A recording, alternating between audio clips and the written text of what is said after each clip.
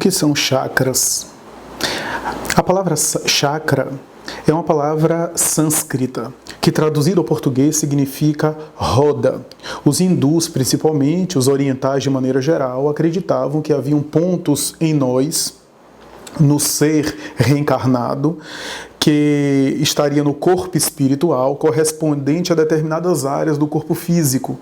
E esses pontos seriam fulcros energéticos que estariam em movimento, daí a palavra chakra, roda, em movimento, de alguma forma atuando sobre a conjuntura molecular, a conjuntura material, nessa relação que existe entre o corpo chamado astral, espiritual, seja lá o nome que a gente dê, Kardec preferiu o termo perispírito, e o corpo chamado material. Portanto, a palavra chakra vem dessa tradição, dessa colocação, e que, se a gente for examinar na tradição de vários povos, ela aparecerá, de alguma forma, revelando ou ratificando essa ideia da sabedoria universal de que existe um corpo espiritual, corpo esse que tem uma fisiologia, entre aspas, uma anatomia, entre aspas. Falamos entre aspas porque não é uma anatomia no sentido biológico, das ciências naturais, da medicina, né? É uma fisiologia quântica, talvez por falta de outra expressão, né, uma anatomia quântica, né, mas que tem uma espécie de aparelhagem, uma aparelhagem específica. Allan Kardec deu o nome perispírito para esse corpo espiritual, para esse corpo astral. E ele vai dizer que o perispírito é também material, mas é uma matéria muito diferente da matéria convencionalmente estabelecida no mundo físico. Tanto é que em determinado momento ele chama de semimaterial. É uma matéria, se quisermos, mas uma matéria quintessenciada, uma matéria fluídica, uma matéria que não está na tabela estequiogenética periódica de Dmitri Mendeleev, nem está nos elementos básicos da matéria conforme nós conhecemos. E essa matéria atua sobre o corpo físico de maneira geral. Os orientais chamavam o perispírito desse corpo esotérico, esse corpo sutil da alma, que na tradição, por exemplo, da medicina tradicional chinesa, especialmente na acupuntura, se manifesta através dos chamados meridianos da acupuntura. E seria aqui cansativo, talvez, e fastidioso ficarmos enumerando, citando todas as tradições, o que corrobora a tese kardeciana, que preferiu, de maneira muito simples, caracterizar o perispírito como sendo esse veículo entre a matéria e o ser consciente ou ser espiritual.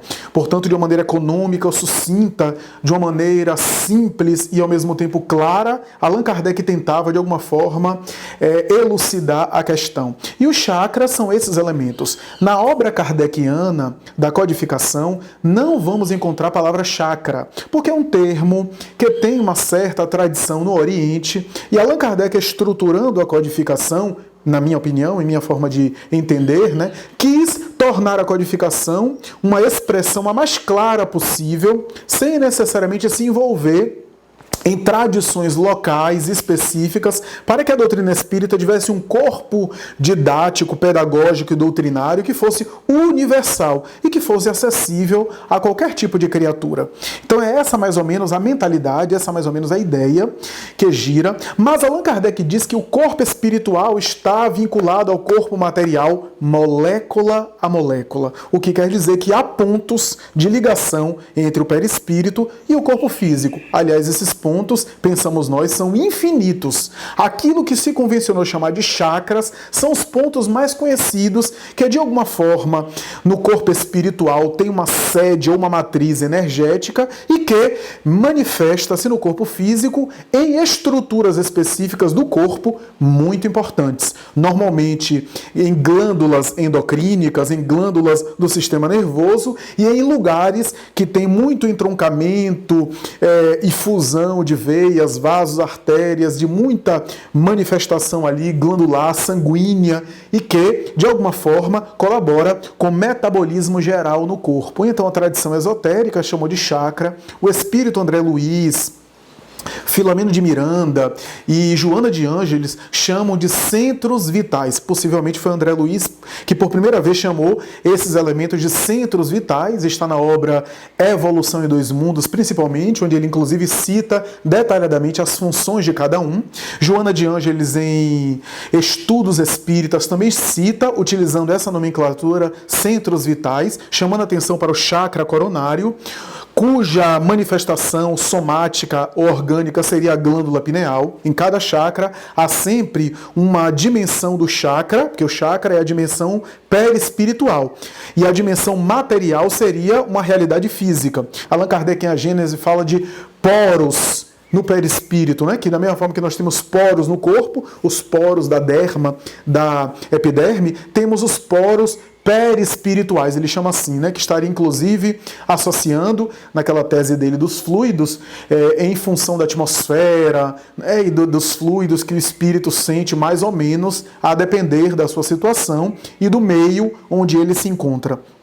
Então, chakras tem a ver com isso, que é chamado de centros vitais na literatura mediúnica de maneira geral, né? A gente tem o chakra coronário, que tem a ver com as manifestações centrais de todo o psiquismo e todo o veículo orgânico, é o chakra principal. Diríamos que é uma cisterna central que distribui, daí o passe nele faz com que haja uma distribuição para os outros pontos carentes, né? Segundo a literatura mediúnica, especialmente Manuel Filomeno de Miranda, que tem a ver também com o controle do metabolismo, com uma série de elementos aí do funcionamento, da cognição, do intelecto, das abstrações, né? O chakra cerebral, né? Que tem a ver com boa parte do sistema endócrino e de manifestações também do sistema nervoso, o chakra laríngeo, que tem a ver com fonação, com a palavra, com a respiração, com uma série de elementos dessa área e também com algumas manifestações emocionais, daí a tireoide, que está associada a essa área, né? A glândula associada ao chakra